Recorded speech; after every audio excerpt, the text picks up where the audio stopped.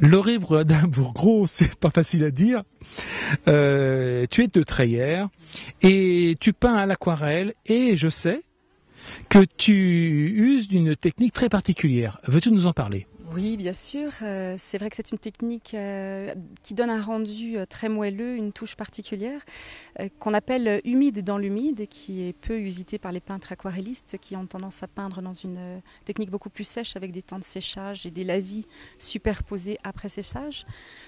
Pour ma technique en particulier, moi j'immerge une feuille dans l'eau, je la gorge d'eau, puis je la tends sur un châssis comme une toile d'acrylique ou d'huile et j'attaque dans l'eau. Donc on part en plus un peu à l'envers, on part d'un brouillard coloré qui petit à petit émerge le sujet au fur et à mesure du séchage du papier. On amène des touches de plus en plus denses, de la couleur de plus en plus sèche et les gestes du dessin n'interviennent véritablement qu'à la fin.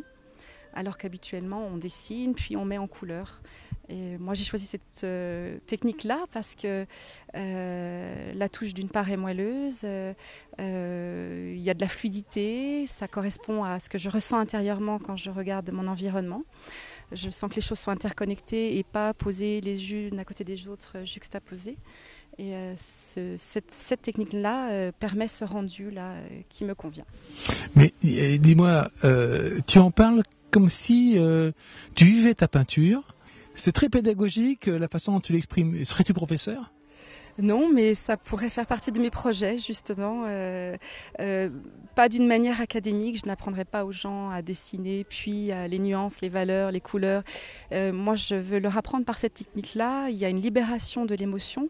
C'est une technique qui amène à beaucoup de présence, puisqu'on est vraiment dans un temps, au moment où on attaque la toile finale, parce qu'il y a beaucoup de travail en amont qui se fait avant des petites études, des pochades, des études de matière, de couleurs, etc.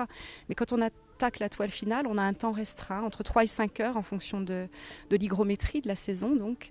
Et là, ça demande une présence totale à son papier. C'est un dialogue entre le papier et soi, entre l'eau.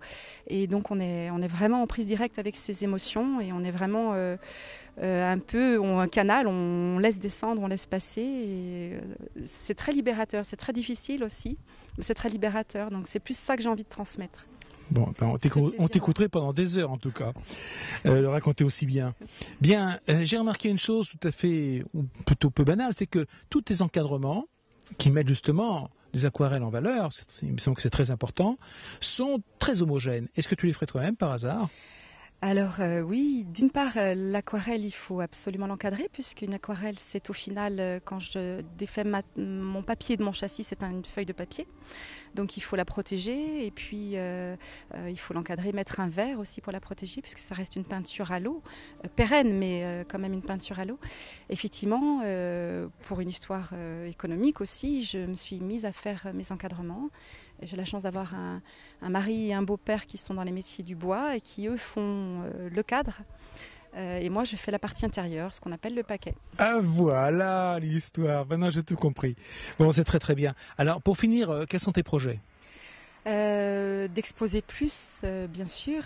Pour moi, c'est un début. Là, il y a eu quelques petites expositions, mais j'ai envie de le faire plus souvent parce que c'est très intéressant pour un peintre de rencontrer les gens, d'écouter ce qu'ils ont à dire aussi, comment ils réagissent, de m'apercevoir que moi j'ai mes préférés et qu'en fait toutes peuvent plaire à des gens différents.